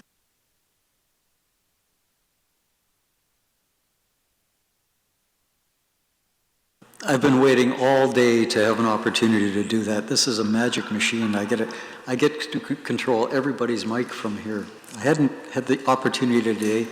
I just love it with Alan. But Alan, proceed, please. Oh, thank you, David. I had a minor technical problem here. When people were applying for grants of standing, it was, of course, within the ability to consider whether limited grants of standing could be given. The Commission took the view that if people wanted to come and participate, they could participate fully. So there wasn't any attempt by the Commission to try to mash groups together and give them a single grant of standing. So be aware that the Commissioners thought of that as a potential to cut down the total numbers. It seemed more fair for everybody to be treated equally, subject to the reference to the 3 approving parties having more time, and then to encourage you to put your time together, to pool it in effect, so that if 20 minutes of submissions on evidence you've already given, this would not be an opportunity to provide new evidence. This would be speaking to the evidence you've already given, earlier submissions, your submissions on other people's evidence, whether you support it or don't support it, It's submissions, really. Whether that's a useful an approach to your 20 minutes, that it might be pooled. Thank you. Okay, thanks, Alan. Marie? Marie Bello, Nunavut, Tungavik. I just want to understand kind of where we stand right now in terms of the timing of the public hearing, given that, you know, new participants have requested for standing, and that number has doubled from what was, I guess, initially expected. So currently is the idea to sort of maintain the amount of time planned for the final hearing to, say, 2 weeks or so, even if the amount of participants has doubled since the deadline has passed to request for the standing. Are you guys, is the NPC going to stick with the, let's say, an estimated amount of time of about 2 weeks for the final hearing and just cram the amount of time for allocated to each group to speak, or is there a possibility of extending so that, you know, people won't feel so rushed to speak at the final hearing? Thanks, Marie. Alan? Thanks for the question. Are you going to do this again? It's really a matter of resources. And the question really is that this IPG, like all IPGs, has to work within their budgeted reality. And this particular project required a special request. So it is directly tied, as it is for all of us, to those budget realities. We think the time is therefore quite finite, and we believe the money is quite finite, and the two are inextricably linked. So they're tied together. On the number of grants of standing, we can say this. This last request for anybody who was interested was the 4th time. This was the 4th time we went out to the community generally and said, by the way, it's happening. Are you interested? And we knew, we were quite certain that the numbers would increase because you'll see in red, for example, only, I think, 3 hamlets had actually made a formal application on the earlier 3 grants of standing. For whatever reason, the hamlets hadn't made a request for standing. And they clearly got the message that this was likely the last time. So that had the effect of swelling the numbers quite significantly. HTOs in an earlier grant of standing, some applied and some didn't. And the commission in that case understood that one HTO wouldn't want to be there and another HTO not present merely because they hadn't done the paperwork. So in that case, the commissioners were more proactive to ensure that all HTOs, through a direction on procedure, were granted standing. So we think the groups have all been captured, and we do not anticipate any further grants of standing. We don't anticipate they'll go back. So we think the number's limited. We think the money is limited, and therefore we think the time is limited. But of course, we're hopeful to hear anybody's thoughts on that. Sure, I'll go to Sharon first and then Hannah. Thank you, David. Supplementary to Alan's, it's Sharon from the Planning Commission. Supplementary to his comments, we do not want to have a process that is not fair to all participants. Looking at the structure and managing it realistically and ensuring that all voices are heard. How we do it, Marie, that's why we're talking to you today, respecting that it is the commissioner's decision and discretion that they will, but we felt it prudent that we hear from you, we hear your thoughts. We did budget the 10 days for this, and looking at the participants, there are opportunities when we met this weekend to look at options, and we are open to hearing. We looked at possibly maybe some of the hamlets from each of the regions want to pool their time so they have an impact of what their issues are and that they're organized, or we have NAM at the table now. How the communities or the HTOs or the DIOs, how each want to organize, we're open to hearing that. I don't think in saying regardless the number of participants, looking at other hearing processes, 20 minutes is normal in presentation time.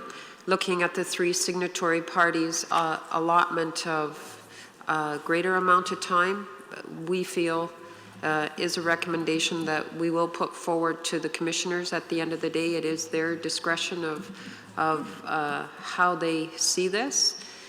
So I wouldn't say that it's rushed. It's how we manage to ensure that all voices are heard, that the submissions are highlighted, and how commissioners have an opportunity to respond to that information. Thank you. Thanks, Sharon. Hannah? Thank you, David. Thank you, Sharon. We feel that keeping H and K there in the original rules of procedure is still important. NTI and RIAs in the past have suggested the consideration of regional approaches to the final hearing to maximize the little time that we have at the final hearing stage, and perhaps we can do a little bit more thinking about that option this afternoon.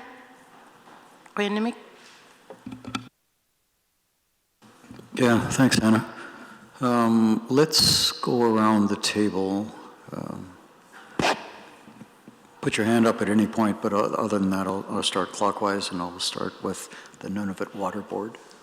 Stephanie? David, you and I go way back to my NERB days. I think that's what has confused you. I remembered, but the NWB confused me. Yeah. Me too, sometimes. Stephanie Outut, Nunavut Water Board. So I have a couple questions. One question, actually, and maybe just, I don't know if I want to call it a piece of advice, but I'm going to share an experience that might be helpful. So my first question is with respect to the list of standing delegates. I guess just confirmation from the commission that there's a combination of those that have rights for standing and those that had to apply for standing. Has everyone actually acknowledged that they're coming, of the 88 that are identified on the list, or is this would be the maximum participation that we might expect? Alan? Thank you, David. Thank you, Stephanie, for the question. We have heard from all of them. Okay, thank you. So I guess the shared experience relates to the exclusion of the question period on the proposed agenda. Speaking both former HAT NERB, current HAT Water Board, I can say with certainty that the exchange of questions and answers between parties in most regards is limited. You don't get a lot of, other than the proponent in our case, when they make a presentation, they're often questioned. Questions beyond that point are generally limited. But when that exchange does happen, when questions are asked of any presenter and answers provided, it is extremely helpful to the board members in our case in helping them with whatever decisions they have to make. In this case, I see the benefit not only to the commissioners, but also to the signatory parties that would be providing feedback, I guess the both levels of government and NTI. And Teresa may speak to this point further, but we've had a brief discussion that if questions are going to be excluded, we probably would suggest that at least the government agencies and NTI be allowed the opportunity to question parties, in that they would have significant final closing arguments to make to the commission. That's my shared piece of advice, and I'll hand off to Teresa.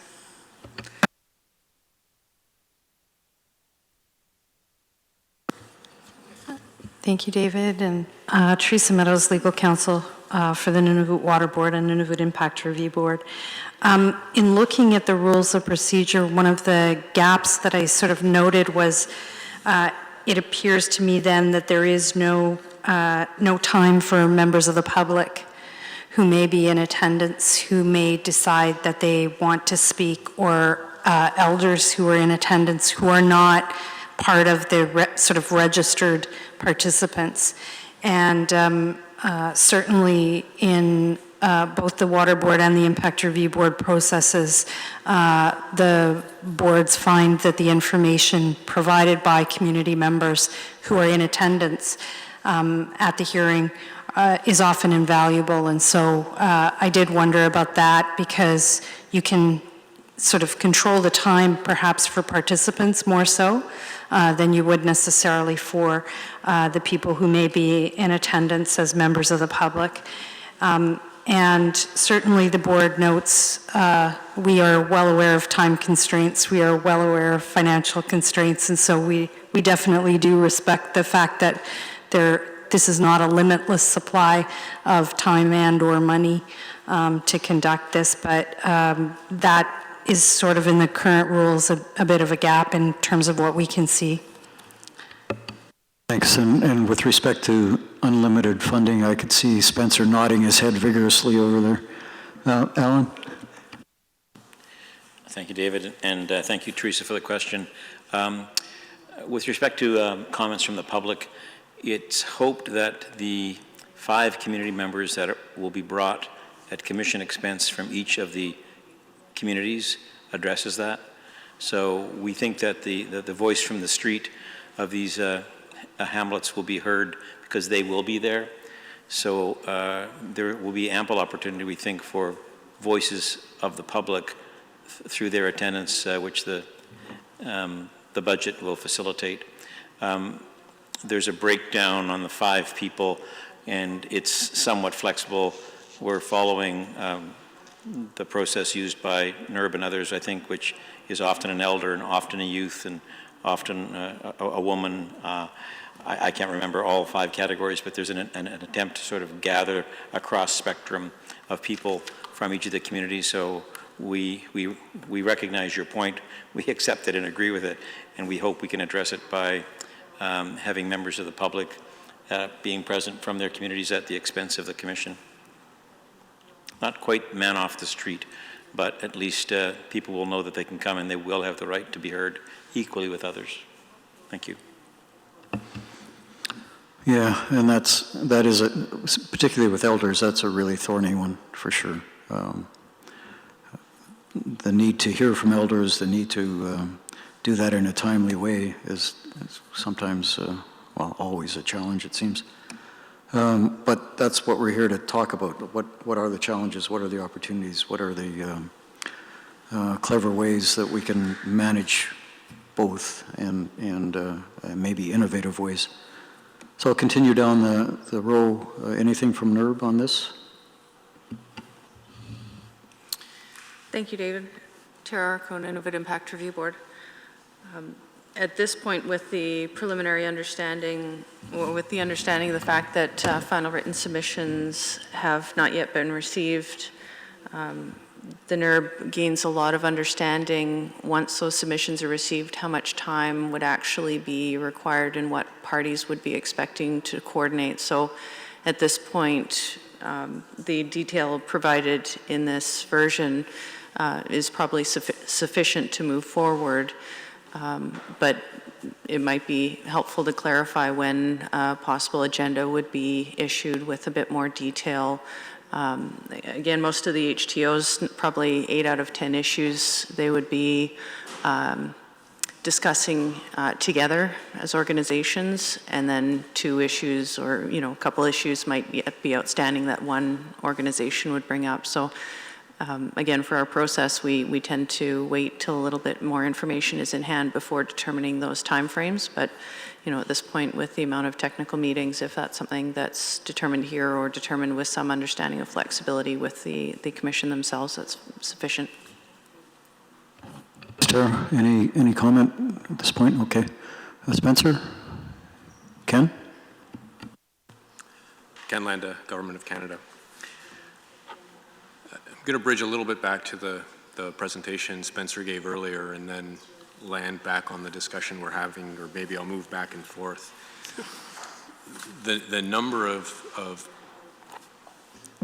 the number of people, the number of organizations is large, and even if we were to make a percentage change in the number of organizations, the number is already so large that a 50% reduction in speakers is still extremely difficult to manage. So we have multiple places where we can adjust the equation. One is the number of speakers, and two is the number and the complexity of the things they have to speak about.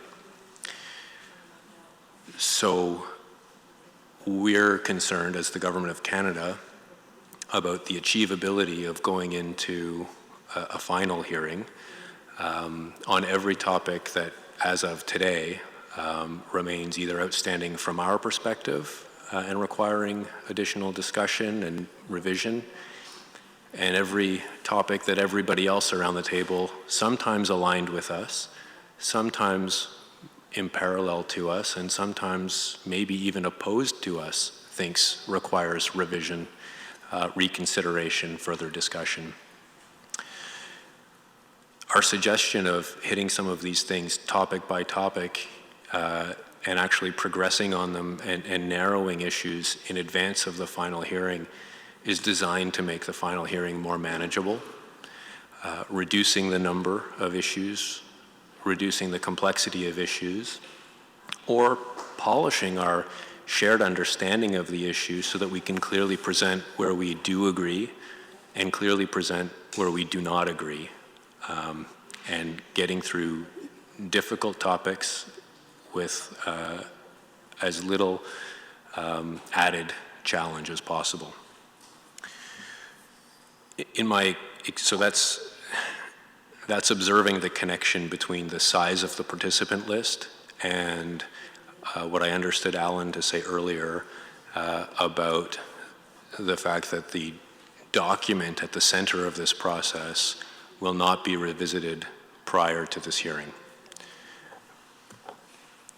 I'll leave that topic and move to the issue of questions. In my experience, we make a lot of progress when we ask people, what do you mean by that? Do you mean this? Do you mean that? Do you mean something else? We make a lot of progress when we ask people, why is that important? And we make a lot of progress when we propose to somebody, okay, I understand, but how about this, or how about that, or do you have any other suggestions that might work? With the best of intentions, the Commission staff are looking for ways to compress the hearing, but we may risk losing opportunities to find solutions on the floor that haven't been found up until that moment. And that does happen in my experience at Water Board and NERB hearings, and in my unrelated experience in the planning context, sometimes even in planning contexts. And I would include questions to other participants and interveners and to the Commission staff. I noticed that that's in the red line as struck out. The Commission staff are central to the words on the page and why the words on the page are there. And sometimes understanding their thinking is important to understanding our own thinking about those words. As a public servant, I absolutely understand the distinction between staff views and opinions and commissioners' views and opinions. It's the same dynamic we have in the distinction between public servants and ministers. And in the other organizations, we have boards of directors and staff. So we all understand that it can sometimes be difficult for staff to be asked questions. And if you hit a difficult question, you may have to deal with it in a way that is appropriate for that staff commissioner distinction. But on the issue of questions to other participants and questions to staff, we think that that's an important procedure that will help us find solutions as opposed to reciting concerns and complaints and criticisms. I have one other observation, and then I'll yield.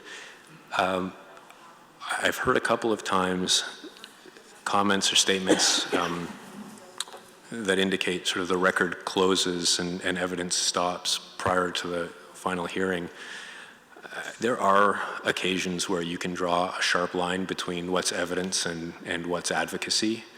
I don't think that land use planning is necessarily one of those where the line will always be clear as to what's evidence, what's a policy perspective or view, and what's advocacy for the importance of that evidence or that policy perspective or view.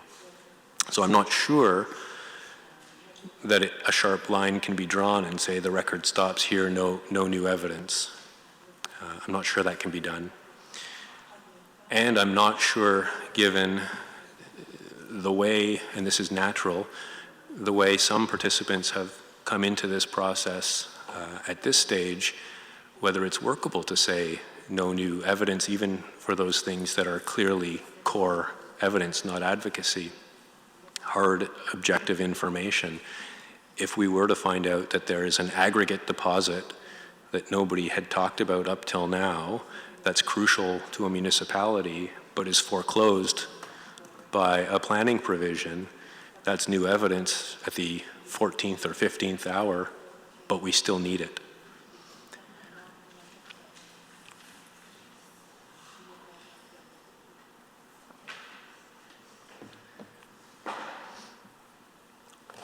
Thank you. Thanks, Ken. I'll just make a comment of my own and follow up with Stephanie and Ken yourself. I've been in Water Board hearings and NERB hearings and Mackenzie Valley Board hearings and National Energy Board hearings, and as a proponent in some cases, as a intervener in other cases, and it's always a challenge to fit the time to the issues, no question. I guess one of the differences, though, is that Nunavut Water Board hearings and Mackenzie Valley Water Board hearings and environmental assessments of whatever kind are nowhere nearly as complicated as a land use plan is. Nowhere nearly encompassing the broad range of issues. So the challenge for folks here is to figure out how we can be, equally fair to all the parties, put it the other way, equally unfair, but still have a process that enables the commission, which is where the buck stops, to hear the evidence or read the evidence and come to a reasonable conclusion that can be supported by Nunavut and the signatory parties. So, yeah, in theory, questions, and in practice, questions and answers do clarify, but the issue here is there another way to do it other than the oral process that usually is followed in those regulatory and environmental assessment hearings? It's contrary to the way things tend to be done in the north, but maybe this time around more emphasis on written submissions is going to be necessary to get the information out there, and then the oral presentations are executive summaries of that written information, and it becomes more focused and more pragmatic. It's still going to add up to 8 or 10 days, no matter how you cut it.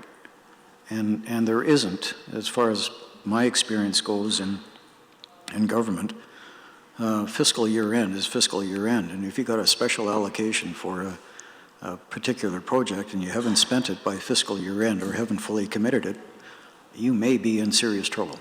I don't know the details of this particular allocation, but past experiences, March 31st really does mean something in a fiscal year context. So the challenges are real, and the need is real too, to get this thing done in a reasonable time. It's been a long time in the making. I kind of get the hope that there is a light at the end of this tunnel. It's flickering right now. And, as people say, a light could be a train, who knows? But it's within reach. So let's figure out collectively what the options are for the commission to consider next week, and then hopefully, you know, in the next day or two, we come up with something that kind of sort of works, and the commission can wrestle with and make it better. So I just throw that out. It's a comment, and it's, you know, just there for consideration. Nunavut Wildlife Management Board, Peter, any comments? Thank you. Just a couple quick ones. Two of the main points that I was going to make were made by Ken and Stephanie, and they stem from our experiences as a board holding hearings as well. Obviously, much different in context and size. But one of the things that is a bit of a concern, or potentially of concern, we find that a lot of the HTOs don't have the capacity to provide written submissions. So a lot of their information is provided orally at the hearings. So excluding that new evidence at the hearing, for us, it doesn't work. We need that oral component because, as I said, a lot of them don't provide written submissions. And then also, as Stephanie said, the question period between the proponents or the hearing parties amongst themselves often does bring out a lot of very valuable information that we wouldn't get without that question period. So NWMB certainly values both of those components quite highly, but I understand that it might not be possible in this setting with the sheer number of participants. So I don't have any solutions either, unfortunately. Thank you. All right, well, I'll come back to you tomorrow morning and expect a solution. Amy, GN?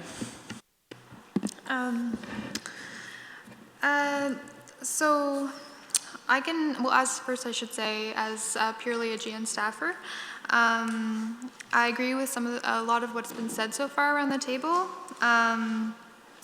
in that there might be merit in keeping H and K on page 3 of the document distributed. Keeping it as open and as inclusive as possible is probably a benefit to everyone. And that's all I have for now. Sorry. Thanks. All right, thanks. We will pick this up again tomorrow morning. This is just the first round. Brandon. Brandon from WWF Canada. We'll just quickly say that recognizing the need of time constraints, we do think it is still vital that Canada, Nunavut, and NTI be available for questions from the public, probably for at least an hour each. Just given that will be the first time that the public will have them in a room in the context of a formal NPC hearing. We've all asked each other a million questions around this table for a long time, but I think the 3 signatories need to be accountable to their views to the public when after they present. Thanks. Thanks, Brandon. Brian, anything? I'd just like to echo the comment that the HTOs might have capacity issues and so on in providing written submissions. So I share that view, and it might be a little tricky for some of the hamlets to provide written submissions as well, but I'll try and work with them as best I can and see how they're doing on them. That's all. Thanks. Thanks, Brian. Elizabeth?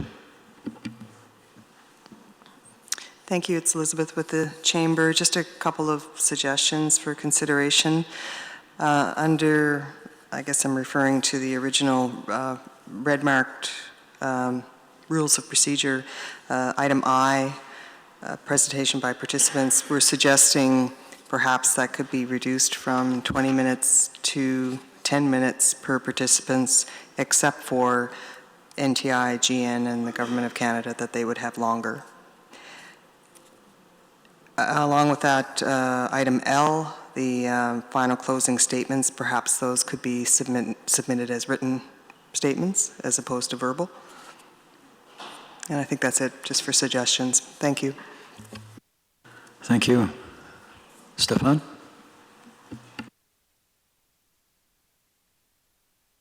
Just a small things on the D 33 Anikrigo Mine Limited, just remove Meadowbank. That's because we're representing Meliadine and exploration too. Thanks. And the other is to support what Liz said. I think we need to have verbal statement, but they have to be short. And I think we cannot go without that, but have to be really a short presentation. Thank you. Okay, well, the deletion of one of the mining companies will save enormous time, so that's very helpful. Please. Go ahead. Yep. Thank you, moderator.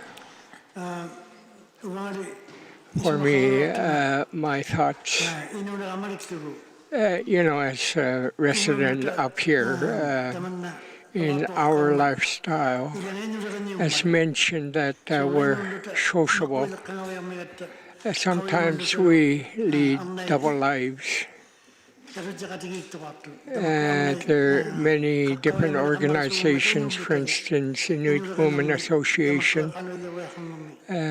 They are good organizations. We are forgetting some very worthwhile organizations, and I don't see their organizational name here.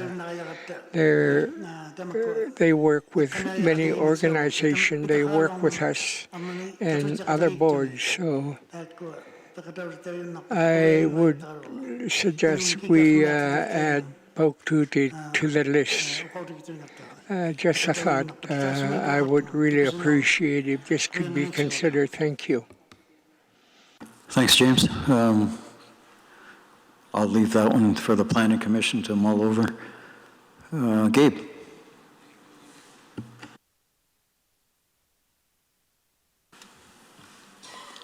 I don't have, excuse me, I don't have too much. Yeah, it's a big job for NPC. Just a suggestion, and I know that hunters and trappers that people have talked about, they have an organization called Nunavut Inuit Wildlife Secretariat, and they represent all HTOs. The regional wildlife organizations are made up of 3 wildlife boards, Kitaluk, Kitikmute, and Kivaluk. One of the chairs here, just a suggestion to my colleague here, perhaps the regional wildlife organizations can be represented, the hunters and trappers can be represented by regional wildlife organizations. That's just my suggestion to my colleague here to help the process. And again, I extend my arms to NPC that the Inuit organizations are made up of 3 regions, and consider having regional hearings. Thanks, Gabe. Luis, nothing? Okay. Stephen? No. Miguel? Okay. I think everybody's looking toward Hannah. Thanks, David. We agree that it's important to retain the procedures that are crossed out. All participants should be able to ask questions of other participants in the commission.